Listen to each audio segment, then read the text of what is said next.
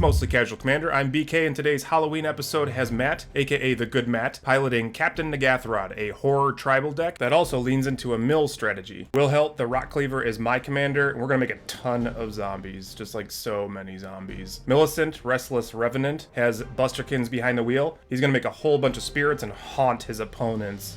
Get it? And Chris brought Tovolar, Dire Overlord, and he's going to try to overwhelm his opponents with as many werewolves and wolves as possible. If you didn't know yet, we are on Discord and Patreon, links in the description. Matt has a pre-game action of casting Leyline of Anticipation for free before the game starts. On his turn 1, he plays an island, and then he passes over to me. I also play an island, and then I pass the turn over to Busterkins. He drops a port town, and he reveals a plains so that he could have it enter untapped. Then he casts Mausoleum Wanderer with it, and that thing will get bigger and swoller and thicker whenever he has a spirit enter the battlefield. Chris plays a forest as his land for turn, followed by Ascendant Pack Leader. This thing can also get bigger, swoller, and thicker. Copycat. Matt plays a swamp as his land for turn, and then he passes over to me. I play Darkwater Catacombs. And with that out, I cast Sky Diamond, increasing my mana production, and then I pass the turn to Busterkins. He plays a Plains as his land, then he casts Arcane Signet. And with that, he'll go to combat, attacking Chris for 1 in the air, dropping him to 39 and passing the turn. He plays Rootbound Crag as his land, and casts Mayor of Avabrook. This will pump his humans for now, and do more stuff if it flips over. He goes to combat and repays Busterkins with 2 points of damage. On Chris's end step, Matt flashes in an Arcane Signet thanks to Leyline. On his turn, he plays an island as his land, and then casts Chord of Cunning. This will make him the Monarch, so he'll start drawing extra cards on his end step, and on his upkeeps, he'll start milling out his opponents. And I had a skull that I wanted to show you, I guess. Anyway, Matt draws a card on his end step thanks to being the Monarch, and passes over to me. I play another island as my land, and then I cast Fell War Stone. And with that out into the battlefield, I tap and cast Crowded Crypt as well. So I have just like all the mono rocks in the world. Crowded Crypt will allow me to start putting counters on it and potentially make decayed zombies. Plains enters Busterkins' battlefield, followed by Hanged Executioner, getting him an additional 1/1 white spirit token, pumping up his Mausoleum Wanderer, and dropping Matt down to 37. Passing the Monarch token over to him. On to Chris's turn, he plays Forest as his land, and then he casts his commander, Tovolar, Dire Overlord. This will turn it to day. He can start drawing cards when his wolves and werewolves deal damage, as well as potentially flip all of his cool stuff. He deals some combat damage to me, draws a card, and passes over to Matt. On his upkeep, each one of us mills 2 cards.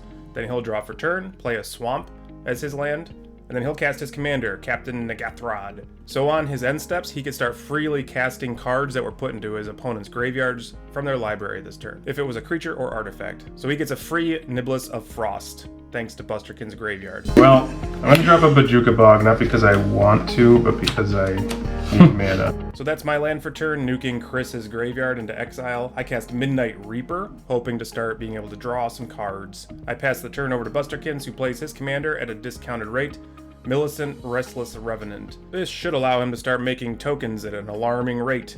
He moves to combat at myself and Chris, dealing us a few points of damage, and getting a couple of spirit tokens thanks to Millicent. Due to being the Monarch, he draws on his end step. On Chris's upkeep, Tovolar sees 3 wolves or werewolves, so all of his stuff flips. Tovolar, the Midnight Scourge, and Hollowpack Alpha are the face-up side of his cards now. He drops a mountain as his land, then he casts Anara, Wolvoid Familiar. This will trigger Ascendant Pack Leader and also grant Indestructible for his commander as long as it's his turn. He moves to combat at me and Busterkins. Busterkins chumps, I don't, so he draws a card thanks to Tovolar, and on his end step he makes a wolf because of Hollowpack Alpha. On Matt's upkeep, we all mill 2 cards, and hopefully none of them are artifacts or creatures, but looks like we all hit something that he might want. He draws for turn and plays Herald's Horn. This not only triggers his Niblis of Frost, but also makes it so his stuff is cheaper. He casts Duskmantle Guildmage, which could be used to great effect if he mills his opponents enough. Man. Chris found his wolf token, and Matt goes to combat trying to get that Monarch token back from Busterkins. Busterkins triple blocks Captain Nagathrod, losing 2 of his spirits and killing Captain Nagathrod in the process. But Matt's Niblis of Frost connects and gets him the Monarch token back. Between our turns, Chris has to flip over all of his stuff because Matt cast 2 spells. On my turn, I play a Swamp as my land for turn, and then I cast my commander, Wilhelt the Rock Cleaver. He can help replace some of my creatures that die, It could draw me cards, and it's a sack outlet, so like what more could you possibly ask for? I cast the fan favorite Fleshbag Marauder. Why would you do such a thing?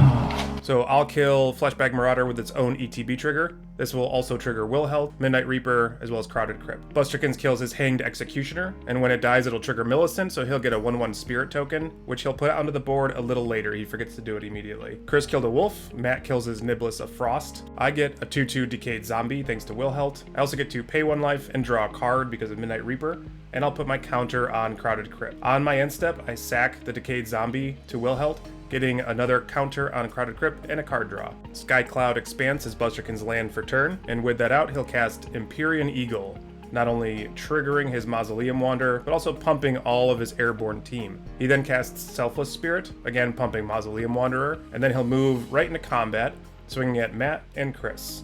They take their beats in the air, and then this triggers Millicent, giving him a couple more Spirit tokens, as well as the Monarch token. So he moves to end step, draws another card, due to being the Monarch again, and then on Chris's turn, Tovolar triggers on his upkeep, flipping over his werewolves and making it night. It's nighttime. So all his werewolves are a little bit more threatening.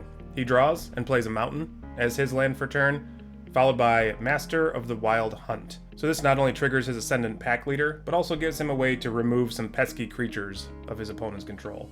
He moves to combat, and Busterkins chump blocks with his spirits. On Chris's end step, he gets a 2/2 wolf, thanks to Howlpack Alpha. Over to Matt's turn 6. On his upkeep, we all mill 2 cards. Thankfully, it's mostly lands this time. Then Herald's Horn allows him to peek the scene on top of his library. It's a horror card, so he gets to put that right into his hand. He also gets to draw for turn. Then he casts Defiler of Flesh. This can make it so that he could pay Phyrexian mana for 1 black pip on permanents he casts. He passes the turn to me, so I play a Swamp as my land for turn, followed by Tome Tyrant.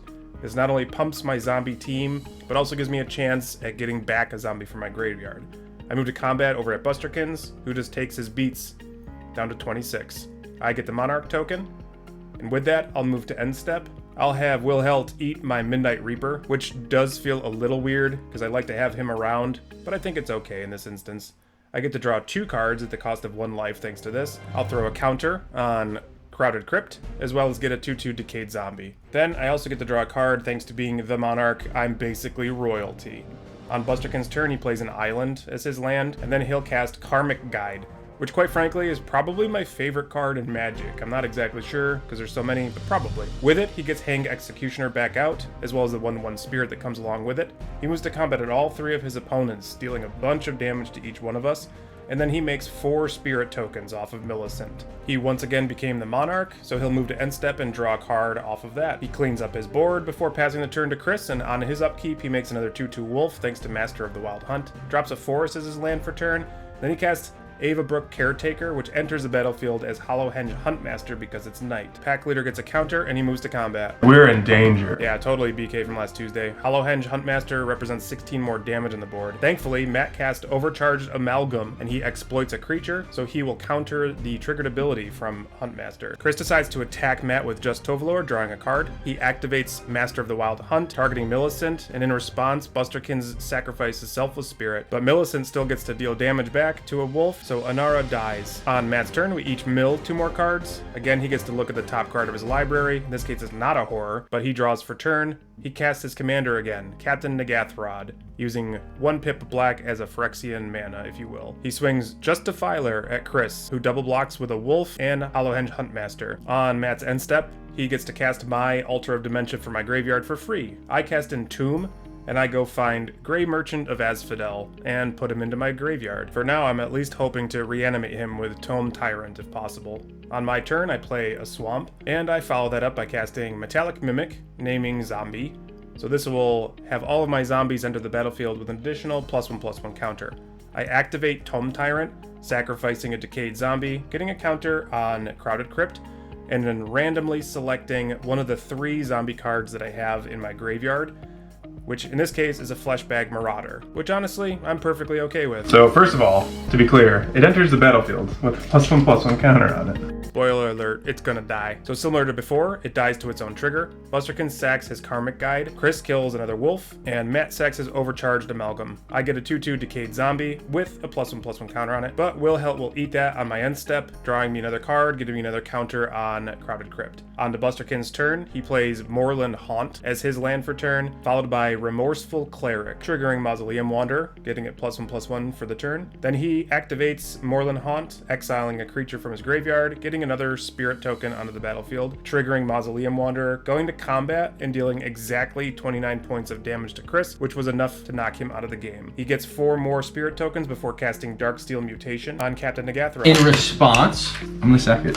What did you sack it with? My altar. Oh, okay. Nice. And with that, Matt will have Busterkins mill 3 more cards off the top of his library. And on to Matt's turn, on his upkeep, we each mill 2 more cards.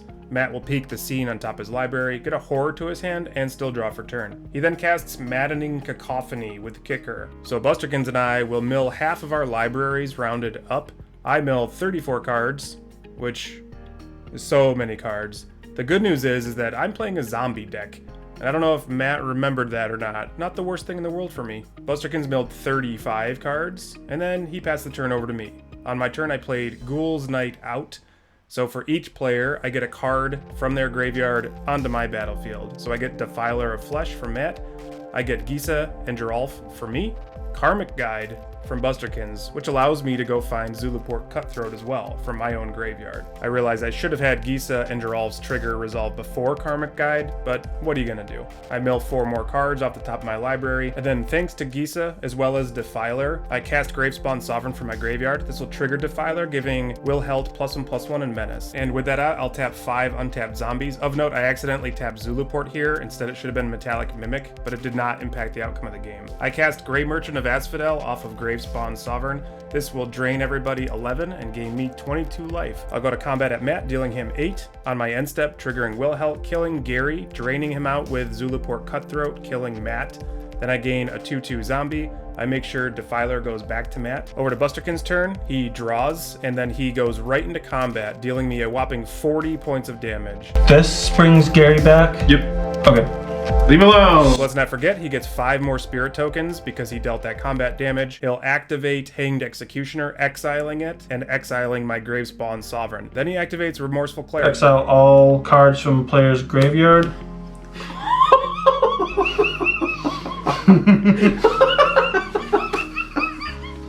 Oh no.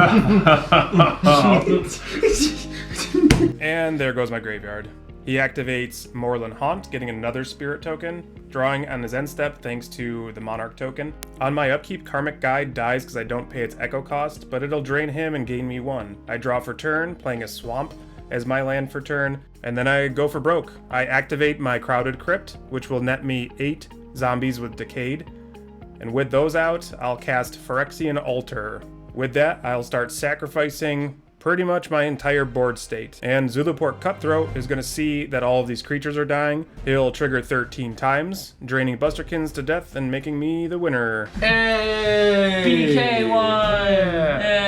Yay. Spooky Halloween! Yeah, that was very scary that you won. Well, good game, friends. It was a lot of fun to have our Halloween-inspired tribal decks go at it. Please let us know what you all thought about it in the comments. If you haven't yet, please check out our Discord, or you can support us on Patreon. Links in the description. And as always, thank you for watching.